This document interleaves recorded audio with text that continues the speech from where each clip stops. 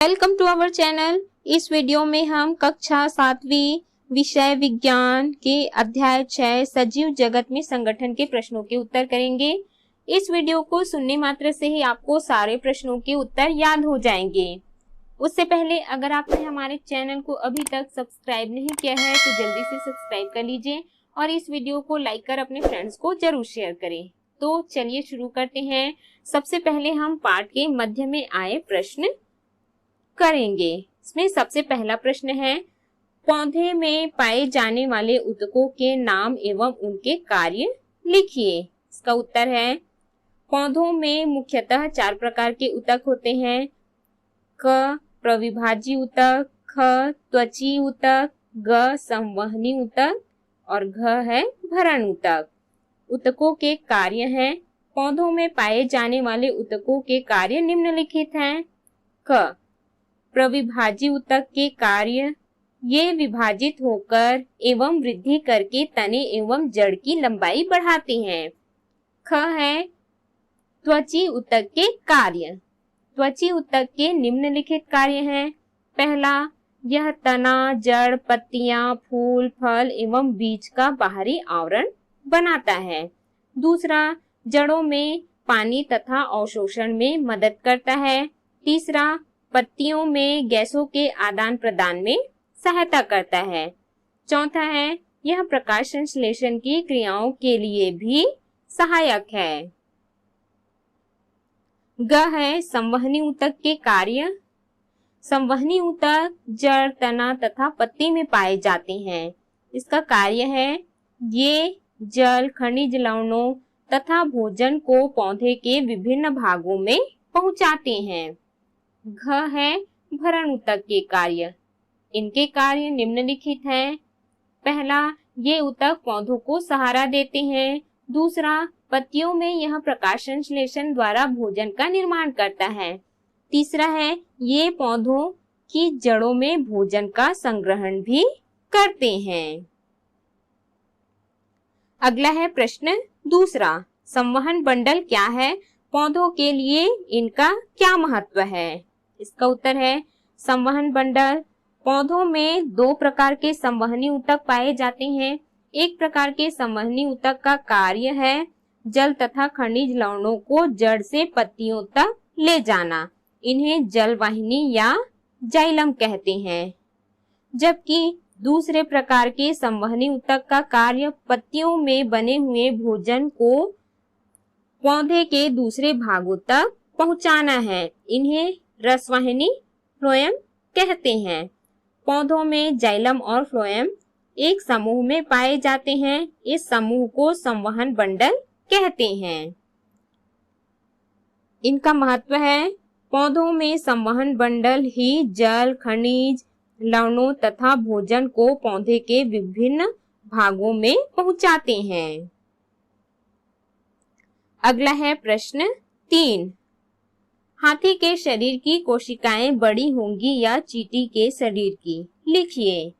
इसका उत्तर है, हाथी जैसे बड़े जीवों में भी कोशिकाओं का आकार छोटे जीवों जैसे चींटी के शरीर की कोशिकाएं के समान होंगे, क्योंकि एक ही कार्य करने वाली कोशिकाओं की आकृति व आकार एक समान होते हैं।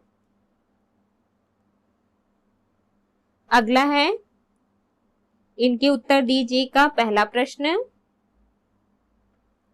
क्या होता यदि? पहला, पेशी ऊतक की कोशिकाओं में फैलने एवं सिकुड़ने की क्षमता नहीं होती। इसका उत्तर है, यदि पेशी ऊतक की कोशिकाओं में फैलने और सिकुड़ने की क्षमता नहीं होती तो हमारे शरीर के अंग जैसे हाथ, पैर व अन्य अंग में गति नहीं हो पाती और हम चल फिर नहीं सकेंगे। दूसरा है, यदि हमारे शरीर में रक्त नहीं होता तो क्या होता? इसका उत्तर है, रक्त का कार्य ऑक्सीजन, भोज्य पदार्थ, उत्सर्जी आदि का परिवहन करना है और रोगाणुओं से रक्षा करना है। अतः हमारे शरीर में रक्त न होने से कार्य रुक जाएगा व हम जीवित नहीं रह पाएंगे। अगला है प्रश्न 3, तीसरा, यदि हमारे शरीर में तंत्रिका कोशिकाएं नहीं होती तो क्या होता? इसका उत्तर है तंत्रिका कोशिकाएं संवेदनाओं को शरीर के विभिन्न भागों तथा मस्तिष्क तक पहुंचाती है। इनके कारण हमें फूलों की खुशबू, चॉकलेट का स्वाद, मधुर संगीत व चोट का अनुभव होता है। यदि ये तंत्रिका कोशिकाएं नहीं होती तो हमारी संवेदना समाप्त हो जाती। अब हम अभ्यास के प्रश्नों के उत्तर करेंगे। इसमें सबसे पहला प्रश्न है, सही विकल्प चुनकर लिखिए। इसमें पहला है, जीव जगत के संगठन का सबसे निम्न स्तर है, तो इन चार ऑप्शंस में से सही है कोशिकाएं। दूसरा है, तना बना होता है, तो इसका उत्तर है उपर्युक्त सभी ऊतकों से। तीसरा है, हमारे शरीर की त्वचा बनी होती है, तो इसका उत्तर है एपिथेलियल ऊतक से। चौथा है, ऊतक की कोशिकाएं, इसके उत्तर में आ जाएगा समान रचना और समान कार्य करने वाली होती हैं। पांचवा है, जीव जगत के संगठन का उच्चतम स्तर है, तो इसका सही उत्तर है जीवमंडल। अगला है प्रश्न दूसरा, रिक्त स्थानों की पूर्ति कीजिए। पहला है, बहुकोशिक जंतुओं में विभिन्न, यहाँ पर खाली स्थान में आ जाएगा अंग मिलकर अंग तंत्र बनाते हैं। दूसरा है, जड़ और तने के अगले सिरे पर, यहाँ पर खाली स्थान में आ जाएगा प्रविभाजी ऊतक पाया जाता है। अगला है प्रश्न तीसरा, कोशिका, फिर यहाँ खाली स्थान में आ जाएगा ऊतक, अंग, फिर यहाँ खाली स्थान में आ जाएगा अंग तंत्र शरीर। तो इस प्रकार से यहाँ पे आ जाएगा कोशिका, ऊतक, अंग तंत्र, फिर शरीर। अगला है चौथा, जैव समुदाय में सभी, यहाँ पर खाली स्थान में आ जाएगा पौधे और यहाँ खाली स्थान में आ जाएगा जीव जंतु आते हैं। यहाँ पर पांचवा है जीव के बाद आ जाएगा जाति, फिर समुदाय के बाद जनसंख्या, फिर पारिस्थितिक तंत्र और फिर जीवमंडल। छठवां है, अमीबा पैरामीशियम एक कोशिकीय जीव है। सातवां है, पौधों की जड़ों का, यहाँ खाली स्थान में आ जाएगा त्वचीय ऊतक पानी के अवशोषण का कार्य करते हैं। आठवां है, हड्डियां और रक्त, यहाँ पर आ जाएगा संयोजी ऊतक हैं। अगला है नौवां, पेशीय ऊतक की कोशिकाएं, यहाँ आ जाएगा फैल और सिकुड़ सकती हैं। अगला है प्रश्न तीसरा, दिए गए कथनों में सही व गलत की पहचान कर गलत कथनों को सही कर लिखें। पहला है, संवहनी ऊतक के कारण जड़ व तने की लंबाई बढ़ती है, यह गलत है। इसका सही कथन है, प्रविभाजी ऊतक के कारण जड़ और तने की लंबाई बढ़ती है। दूसरा, पौधों में बने हुए भोजन को जाइलम के द्वारा पौधे के दूसरे भागों में पहुंचाया जाता है, यह गलत है। इसका सही कथन है, पत्तियों में बने हुए भोजन को रसवाहिनी फ्लोएम के द्वारा पौधे के दूसरे भागों में पहुंचाया जाता है। तीसरा है, उत्सर्जन तंत्र के विभिन्न अंग तंत्रिका कोशिकाओं से बने होते हैं, यह गलत है। इसका सही कथन है, तंत्रिका के विभिन्न अंग तंत्रिका कोशिकाओं से बने होते हैं।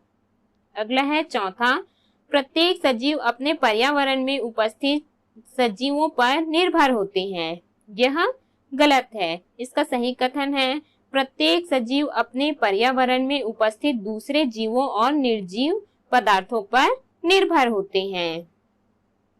अगला है 5वां, पृथ्वी के सारे जीवमंडल मिलकर पारिस्थितिक तंत्र बनाते हैं। यह गलत है। इसका सही कथन है पृथ्वी के सारे पारिस्थितिक तंत्र मिलकर जीवमंडल बनाते हैं।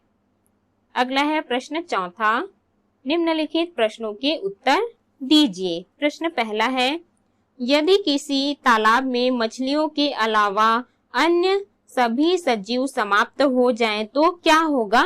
लिखिए। इसका उत्तर है, चूंकि तालाब एक पारिस्थितिक तंत्र है जिसमें रहने वाली मछलियां अपने पर्यावरण, तालाब में रहने वाले दूसरे जीव जंतुओं एवं निर्जीव पर निर्भर रहती है। इन जीव जंतुओं को अपना भोजन बनाकर ये मछलियां जीवित रहती हैं। अतः तालाबों में मछलियों के अलावा अन्य सभी सजीव समाप्त हो जाए तो वहां रहने वाली मछलियां भी समाप्त हो जाएंगी। अगला है प्रश्न 2, यदि पृथ्वी पर उपस्थित सारी वनस्पति समाप्त हो जाए तो हमारे जीवन पर क्या असर होगा? लिखिए। इसका उत्तर है, पृथ्वी पर उपस्थित सारी वनस्पतियां, पेड़ पौधे धरातल को हरा भरा रखती हैं। साथ ही इन वनस्पतियों से पृथ्वी के सभी जीव जंतुओं, मानव सभी को भोजन की प्राप्ति होती है। श्वसन क्रिया, ऑक्सीजन, कार्बन डाइऑक्साइड भी पेड़ पौधों से होता है। अर्थात किसी भी पारिस्थितिक तंत्र में वनस्पति उत्पादक की भूमिका अदा करती है। अतः वनस्पति के समाप्त होने पर जीवन ही समाप्त हो जाएगा।